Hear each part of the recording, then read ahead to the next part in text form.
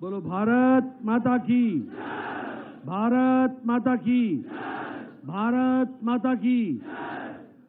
आज के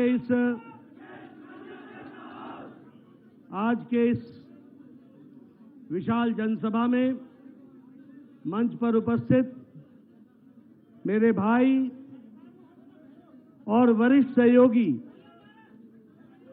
जिनके साथ मुझे लंबे समय तक काम करने का मौका मिला है और जो मेरे अति प्रिय भी हैं, ऐसे हमारे राकेश पठानिया जी, हमारे चुनाव के सहप्रभारी और हमारे वरिष्ठ साथी श्री DS राणा जी, हमारे भंडारी जी जो हमारे वरिष्ठ साथी हैं, और हमारे प्रदेश कार्य समिति के सदस्य श्री बलदेव ठाकुर जी, जगदेव ठाकुर जी, महामंत्री श्री सतीश शर्मा जी, ओम प्रकाश चौधरी जी, पंकज हैप्पी जी, राजेंद्र राणा जी, करण गुलेरिया जी, गुनेश शर्मा जी, करतार पठानिया जी, तरसेम राणा जी, मोहिंद्र राणा जी, श्रीमती रीता ठाकुर और श्री मनोज धीमान जी, आज के मंच संचालक, सम्मानित मंच, और यहाँ इतनी बड़ी संख्या में एकत्र आए देवी और सज्जनों, मेरे अति उत्साही युवा साथियों और हमारे मीडिया के साथी, प्रिंट मीडिया और इलेक्ट्रॉनिक मीडिया के मेरे साथी, मैं चुनावी जनसभा में आया हूं। आपके नारे और आपकी तालियों की गड़गड़ाहट सुन रहा था। राजनीति को मैं तालियों की गड़गड़ाहट से ही पहचान लेता हूं।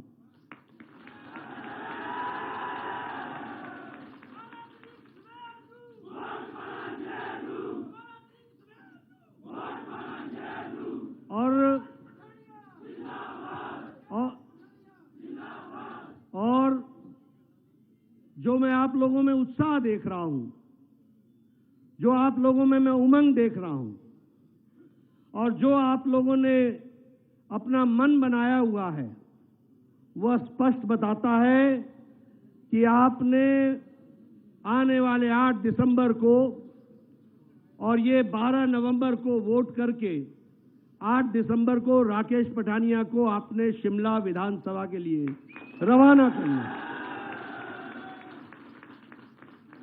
मित्रों, जब मैं राकेश पठानिया की बात करता हूं तो ये सिर्फ राकेश पठानिया का चुनाव नहीं है। यह चुनाव कोई जयराम ठाकुर का ही चुनाव नहीं है। यह चुनाव कोई मेरा अकेला चुनाव नहीं है। यह चुनाव आपके इलाके की विकास, आपके इलाके का हक, आपके इलाके की तरक्की, ये उसका चुनाव है। इसको हमको ध्यान में रखना चाहिए। और कई बार मिट्टी अच्छी होती है तो मौसम अच्छा नहीं होता। कई बार मौसम अच्छा होता है, मिट्टी भी अच्छी होती है तो बीज अच्छा नहीं होता।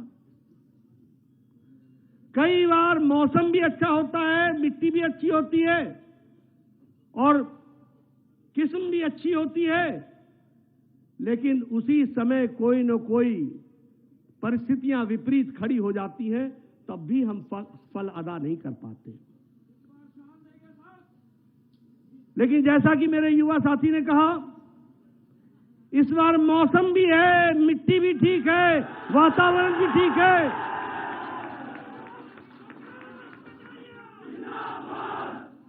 देखिए, आपके रिस्पॉन्स से ही मैं समझ जाता हूं कि मौसम भी ठीक है और मिजाज भी ठीक है। इसको हमको ध्यान रखना है।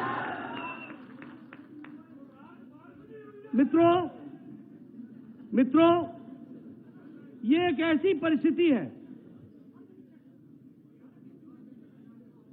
ये एक ऐसी परिस्थिति है जब भारत के यशस्वी प्रधानमंत्री श्री नरेंद्र मोदी जी हैं।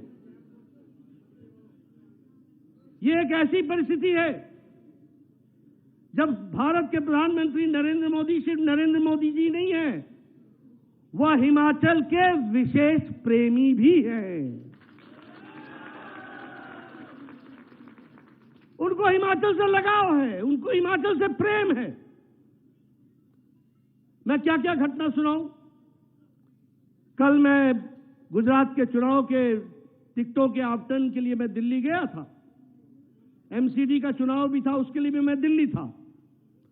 तो वहां चर्चा चल रही थी, प्रधानमंत्री जी के कार्यालय से चर्चा हुई थी और G20 के जो ऑफिशियल्स हैं, जो हमारे यहां साल भर G20 दुनिया के 20 प्रमुख देश ग्रुप 20, उनके लिए जो तोहफे दिए जाने हैं उसमें कांगड़ा की पेंटिंग होनी चाहिए, चंबा का रुमाल होना चाहिए और हमारी कलाकृतियां होनी चाहिए जो हमको तोहफे में दे सके। ये छोटी सी घटना मैं क्यों सुना रहा हूं आपको? इसलिए कि दिल्ली दूर हो सकती है, लेकिन प्रधानमंत्री मोदी जी की नजरों में हिमाचल बहुत नजदीक है, दिल के नजदीक है। इसको भी हमको समझना चाहिए। चंबा आए थे, उनको वो डोरा, चोला डोरा वो दिया गया था और वो चोला डोरा उन्होंने कहा था कि मैं किसी पवित्र स्थान पर इसको पहनूंगा जहां ठंड होगी। और पहली यात्रा उनकी केदारनाथ की हुई तो वो उन्होंने चोला डोरा पहन करके गए और उन्होंने वो पूजा की। मित्रों, जब मैं कहता हूं कि ये राकेश पठानिया का चुनाव नहीं है, लेकिन ये राकेश पठानिया के माध्यम से हिमाचल की बेहतरी का चुनाव है। मैं जब डबल इंजन की सरकार की बात करता हूं तो सिर्फ कहने के लिए नहीं कहता हूं, और मैं सब लोगों से कहूंगा यार दूर दराज सुन ले, ये वोट वारला और पार्ले के बीच का वोट नहीं होता है। यह वोट मेरा और तेरे बीच का नहीं होता है। यह वोट मेरी स्वजाति और प्रजाति का नहीं होता है। यह वोट आपके आने वाले 5 साल हक और हुकूक का वोट होता है। उसको हमको ध्यान में रखना चाहिए।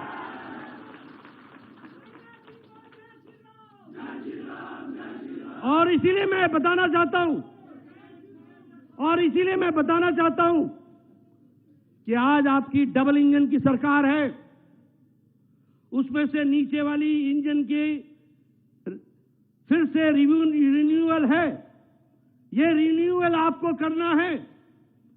जब एक इंजन डाउन हो जाता है तो हिमाचल डाउन हो जाता है, ये समझ लेना।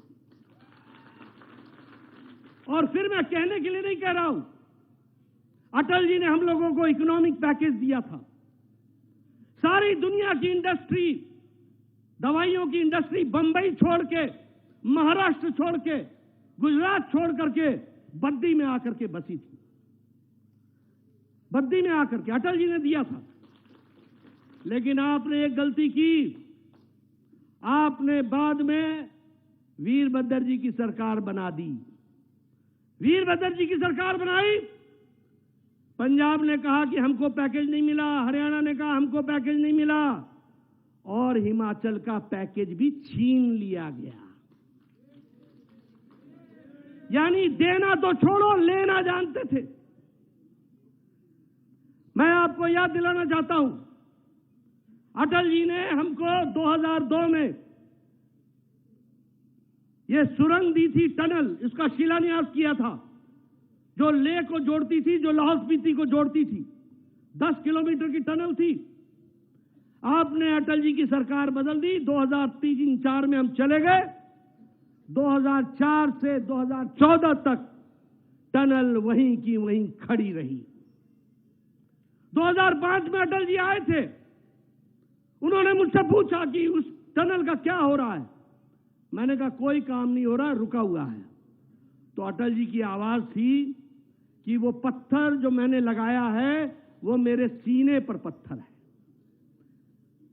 2014 में मोदी जी फिर से प्रधानमंत्री बने और 2016 में 10 किलोमीटर की टनल 2 साल के अंदर बना करके समर्पित कर दी। ये हमको समझना चाहिए।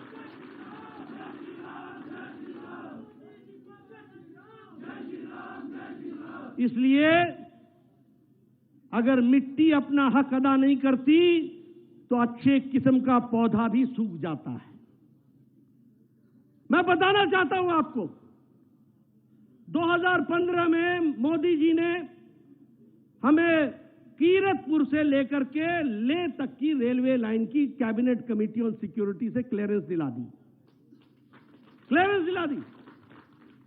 2017 तक वीरभद्र की सरकार रही, डबल इंजन सिंगल इंजन हो गया, इंजन डाउन हो गया हिमाचल। 2017 तक कागज नहीं बने, जमीन हस्तांतरित नहीं हुई, रेल की पटरी नहीं बिछी। 2017 में जयराम ठाकुर आए, कागज तैयार हुए, किसानों को कंपनसेशन मिला, पटरी लगाने का टेंडर हो गया। 2024 तक रेल बिलासपुर तक पहुंच जाएगी। ये डबल इंजन का फर्क होता है। आपने डबल इंजन रखी 5 साल के अंदर, जिसमें 2 साल कोरोना भी आता है, यानी 3 साल के अंदर एक all India institute of medical sciences बन करके तैयार हो गया और ये डबल इंजन की देन हो गई। ये हमको समझना चाहिए। बताइए, आया कि नहीं आया एम्स? मिला कि नहीं मिला एम्स? अब किसी को पीजीआई नहीं जाना पड़ेगा, अब इलाज हिमाचल में होगा। और अगर और भी जल्दी इलाज कराना होगा तो ऊना के सैटेलाइट सेंटर में भी, आपका पीजीआई के सैटेलाइट सेंटर में भी इलाज हो जाएगा। सरकारी इलाज होगा, मुफ्त इलाज होगा। हमारा हाइड्रो इंजीनियरिंग कॉलेज था, धूमल जी मुख्यमंत्री थे, मैं मंत्री था, मैं हाइड्रो इंजीनियरिंग कॉलेज लेके आया। वीरभद्र जी की सरकार आ गई, बाली साहब मेरा हाइड्रो इंजीनियरिंग कॉलेज ही लेकर के चले गए और शेड में चला दी कॉलेज, शेड में। मैंने कहा क्या कर रहे हो? 340 करोड़ रुपए लेके आया हूं, बिल्डिंग बनाओ। बोले नहीं बनाना है। मैं दिल्ली गया, आपने एमपी में देखो बनाया। दिल्ली वालों ने कहा कि हम तो चाहते हैं कि हाइड्रो इंजीनियरिंग कॉलेज बन जाए, पर वीरभद्र जी नहीं चाहते। मैंने उनसे कहा न तुम रहोगे न वीरभद्र रहेंगे, मेरा हाइड्रो इंजीनियरिंग कॉलेज वहीं बनेगा और बंद करके रहेगा। ये सारी बातें मैं आपको इसलिए बता रहा हूं, इसका संबंध सिर्फ इतना है कि अगर राकेश को चुनते हो तो बगीचे के सही माली को चुनोगे। अगर गलत माली को चुन लिया तो बगीचा उजड़ जाएगा। इसको भी याद रखना।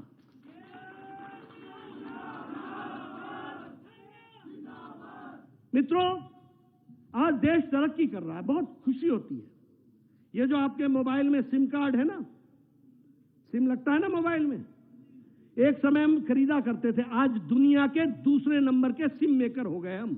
दुनिया के मोबाइल बनाने में हम दूसरे नंबर पर आकर के खड़े हो गए, स्टील में हम दूसरे नंबर पर आकर के खड़े हो गए, ऑटोमोबाइल में हम चौथे नंबर पर आकर के खड़े हो गए। और इस कोरोना की मार में, यूक्रेन की लड़ाई के बीच में ब्रिटानिया को जिसने हमारे पर 100 साल से ज्यादा राज किया, उसको पिछाड़ करके भारत 5वीं नंबर की अर्थव्यवस्था बन गई मोदी जी के नेतृत्व में। हमको समझना है। इसलिए मित्रों, चाहे देश हो चाहे प्रदेश हो, आप बताइए 5 साल में आपका विकास हुआ कि नहीं हुआ? आप बताइए प्रदेश आगे बढ़ा कि नहीं बढ़ा? जयराम ठाकुर ने आपको 6000 रूरल सड़कें बना के दी कि नहीं दी? गांव-गांव सड़क पहुंचाई कि नहीं पहुंचाई? ये सारे विकास, आप बताइए, ये सब लोग नजदीक बैठे हैं, कोई मास्क नहीं पहना है। अभी अमेरिका का राष्ट्रपति बाइडेन मास्क के बगैर घूमता नहीं है। चाइना में दूसरा लॉकडाउन लग गया, दूसरा लॉकडाउन। यूरोप अभी भी कोरोना से खड़ा नहीं हुआ है और आप एकदम नजदीक बैठे हैं और कोई मास्क नहीं लगाया आपने। ये कारण ये है कि मोदी जी ने 219 करोड़ वैक्सीन डबल डोज, साथ में बूस्टर,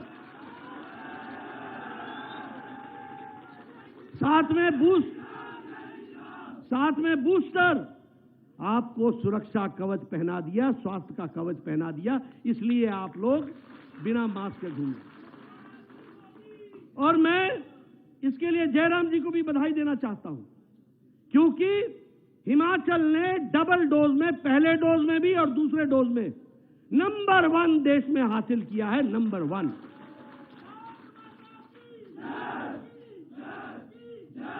मैं जब ये सारी बातें करता हूं तो मैं जब डबल डोज की बात करता हूं तो आप याद करो, कहां डोडरा कवार, कहां छोटा बंगाल, कहां बड़ा बंगाल, कहां मलाना, कहां किन्नौर का ठांगी, कहां लाहौल स्पीति के दूर दराज के गांव, सभी जगह टेम्परेचर को बचाकर, उसी टेम्परेचर में वैक्सीन पहुंचाकर 2-2 बार लोगों को लगा करके सुरक्षा कवच पहुंचाया गया। मित्रों, इसीलिए मैं आपसे ये कहने आया हूं, अब यहां हमारी महिला शक्ति बैठी हुई है और उन लोगों ने बहुत दृष्टि से सारी बातों को सुना है, समझा है, लेकिन मैं यहां ये कहना चाहूंगा कि प्रधानमंत्री जी ने इस कोरोना काल में और आज दिन तक 80 करोड़ की जनता को 5 किलो गेहूं या 5 किलो चावल, 1 किलो दाल पहुंचाया है कि नहीं पहुंचाया है? 80 करोड़ की जनता को। और हिमाचल प्रदेश में 28 लाख लोगों को आज भी 5 किलो गेहूं या 5 किलो चावल मिल रहा है। क्या है उद्देश्य? कोई भूखा न रहे। बताइए, अन्न पहुंचा कि नहीं पहुंचा है? मैं पीछे से सुनना चाहता हूं, अन्न पहुंचा कि नहीं पहुंचा है? आप बताइए, आपको प्रधानमंत्री किसान सम्मान निधि मिल रही है कि नहीं मिल रही है? मिल रही है कि नहीं मिल रही है? आपके खाते में सीधे जा रहा है कि नहीं जा रहा है? कोई बिचौलिया नहीं है, किसी को बीच में नहीं देना पड़ता है। ये मोदी जी का बदलता भारत है और यह हिमाचल बदला हुआ है, इसको हमको समझना होगा। कल मोदी जी कांगड़ा आए थे, कल ही आए थे, चंबी। उन्होंने अपने भाषण में कहा कि प्रधानमंत्री आवास योजना में 15 मकान बने हैं। देखो, भारत के प्रधानमंत्री को क्या मतलब बोलना पड़ रहा है। 15 मकान, हिमाचल का रिपोर्ट कार्ड 5 साल में। और मोदी जी ने 10,000 से ज्यादा की सैंक्शन दे दी, 8,000 से ज्यादा बन गए। अब मुझे जब वो मैं सुना तो मुझे अपने दिन याद आ गए। मैं एमएलए होता था 93, 94, 95, 96, 98, 2003, 4, 7, मैं 2010 तक रहा एमएलए। तो मेरा वीडियो आता था, बोलता था, साहब आपको इंदिरा आवास योजना में 1 मकान मिला है, बताइए 2 पंचायतों में किसको दूं? मैं बोलता था, यार तू ही रख ले, मैं किसको दूंगा यार, कहां लड़ूंगा। ये भी दिन देखे। और आज कल मोदी जी ने बताया कि 8,000 बन चुके हैं और सभी आवास योजना को मिला दे तो जयराम जी ने 28,000 से ज्यादा मकान बना करके दे दिए। ये बदलती तस्वीर है। अगर मैं आयुष्मान भारत की बात करूं, मित्रों, ये वोट जो आप देते हो ना, ये दबाते हो बटन, ये बटन दबाने से क्या फर्क पड़ता है वो मैं आपको समझाना चाहता हूं। आपने मोदी जी को 2014 में जिताया, उनके आशीर्वाद से मुझे उन्होंने भारत का स्वास्थ्य मंत्री बना दिया। हमारे राकेश पठानिया आते थे, इधर बाईपास होना जी, 2 लाख दो। मैं बोलता था 1 लाख ले जाओ। ना नहीं, 2 चाहिए,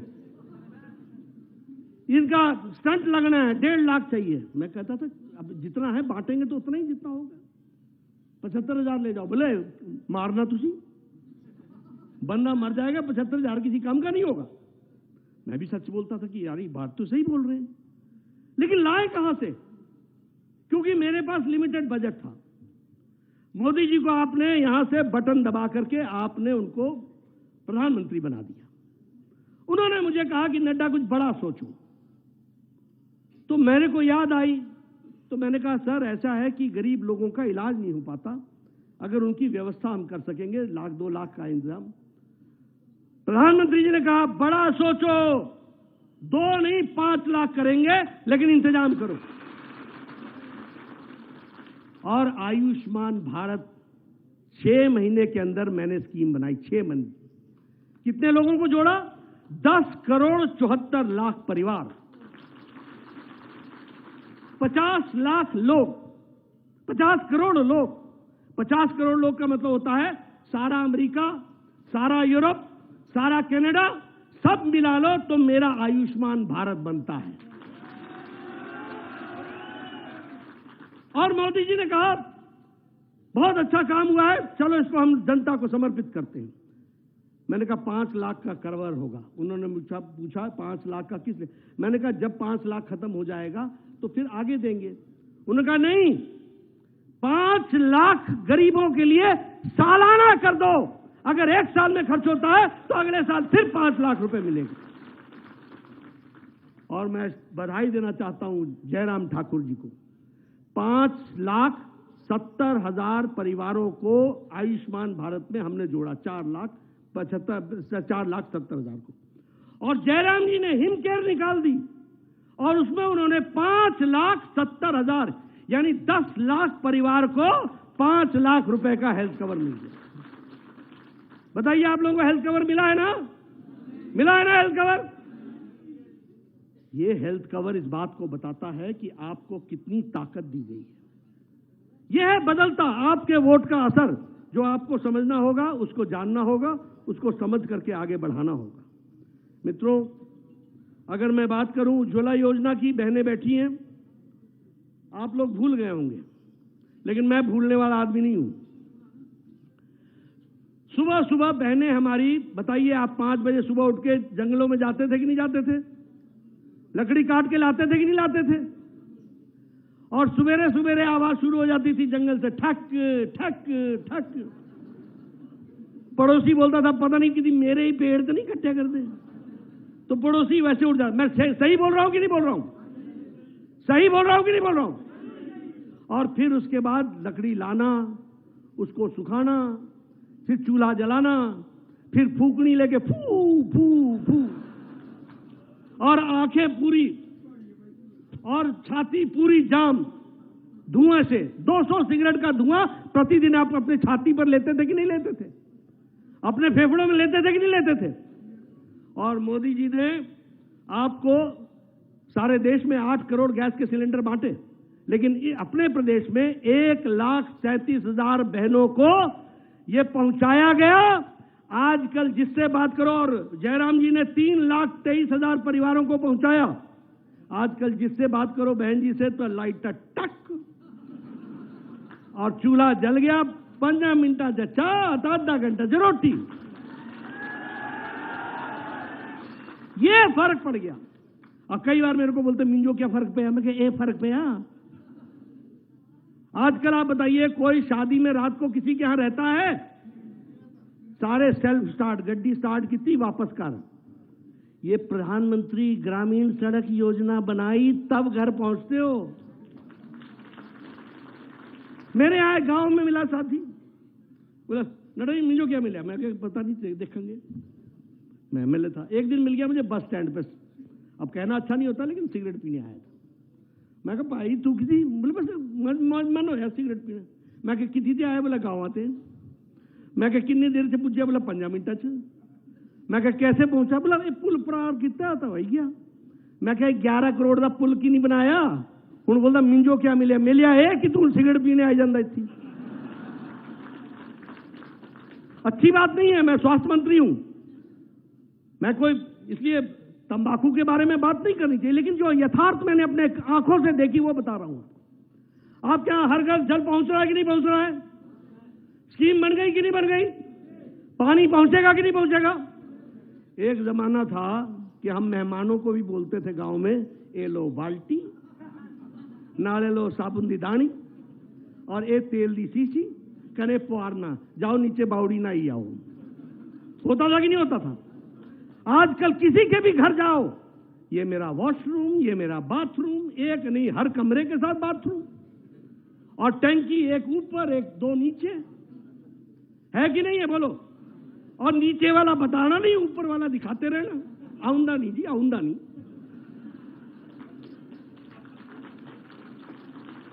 मैं गांव का आदमी हूं, मैं अंदर की बात बता रहा हूं कि नहीं बता रहा हूं? फिर मेरे को बोलो कि मिंजो क्या फर्क पया? ये फर्क पया कि ठीक जगह बटन दब्या, ता जाके पानी आया, ता जाकर के दब्या।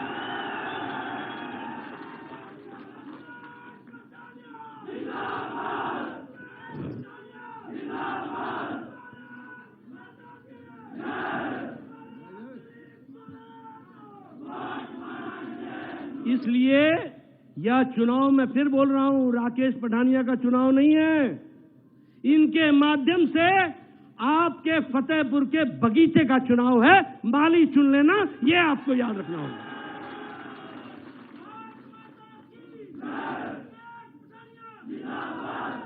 अब कांग्रेस के बारे में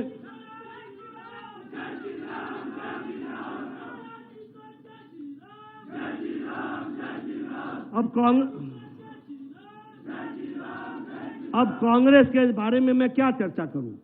कोई कांग्रेस का नेता खड़ा होकर के मेरी तरह अपना रिपोर्ट कार्ड रख सकता है क्या? रख सकता है क्या?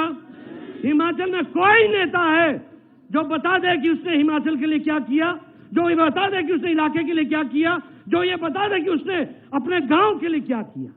नहीं बता सकते। एक ही चीज बता सकते हैं, मैंने ये घोटाला किया, मैंने वो घोटाला किया, मैंने ये घोटाला किया। हम मिशन के लिए काम करते हैं, वो कमीशन के लिए काम करते हैं। इसलिए कल प्रधानमंत्री जी ने बोला ना कि जहां से कांग्रेस गई तो गई गई गई गई। अब यहां से कांग्रेस गई, अब गई को गई रखना है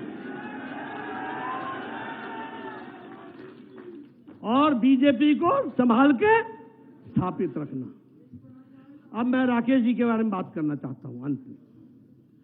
भाई देखो, तुमको लोग एमएलए का कैंडिडेट देते होंगे, मैंने तुमको मंत्री दिया है, मंत्री।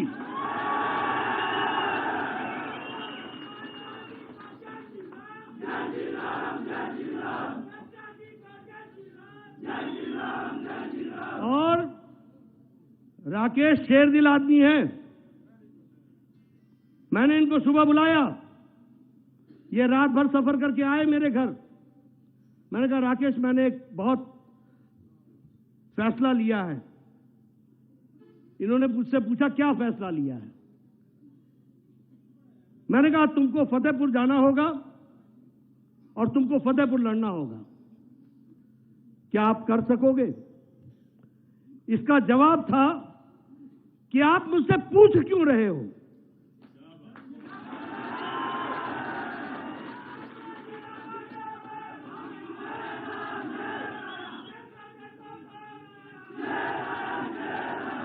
आप हमसे पूछ क्यों रहे हो? कभी मैंने पार्टी की बात टाली है? मैंने कहा नहीं टाली है। तो बोला आप आदेश दो। मैंने कहा मैं आदेश नहीं देता, मैं निवेदन करता हूं। तो इन्होंने कहा कि आपका निवेदन मेरे लिए आदेश है और मैं जाऊंगा और लड़ूंगा। बताइए, जिसमें ये शेरदिल हो वहां मिट्टी को अपना हक अदा करना पड़ेगा कि नहीं करना पड़ेगा? करना पड़ेगा कि नहीं करना पड़ेगा? मैं पीछे से सुनना चाहता हूं, हक अदा करना पड़ेगा कि नहीं करना पड़ेगा?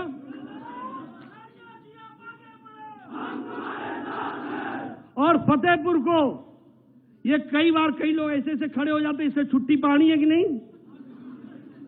पानी है कि नहीं पानी है? इलाके का विकास करना है कि नहीं करना है? आपने इनको आगे बढ़ाना है कि नहीं बढ़ाना है? आप इनको आगे बढ़ा दो, मैं और आगे बढ़ा दूंगा, ये आपको विश्वास दिलाता हूं।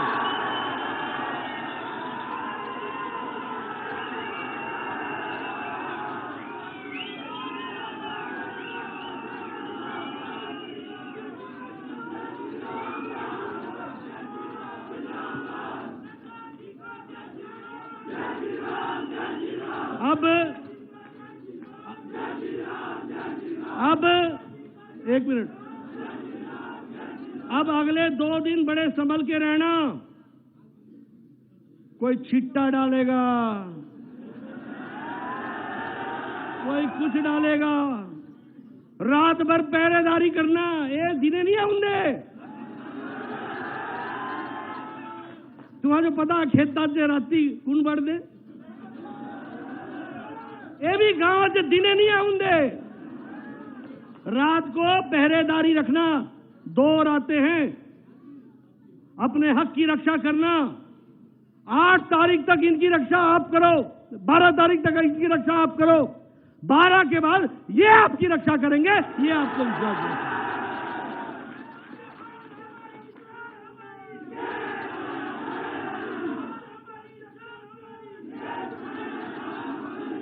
और मित्रों, बड़े लोग आएंगे, हर एक तरीके से कोई रोएगा, गाएगा, काम कोई नहीं करेगा। इसलिए आपसे मेरा निवेदन है कि हमारा नेता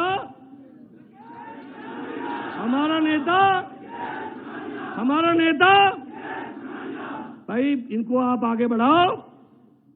12 तारीख को सवेरे इष्ट देवता को याद करो, नहा धो करके निकलो, बड़ी संख्या में वोट डालो और अपना हक अदा कर दो। मिट्टी हक अदा कर देगी, बाकी हक मैं अदा कर दूंगा, ये आपको विश्वास है।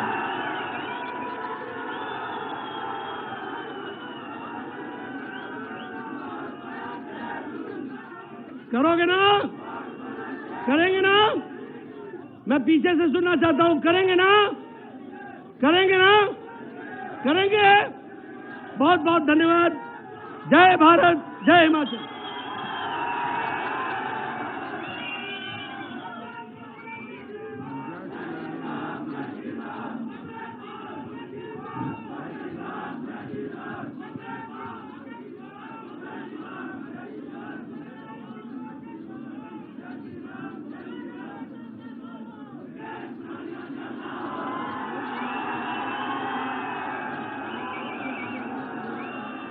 मैं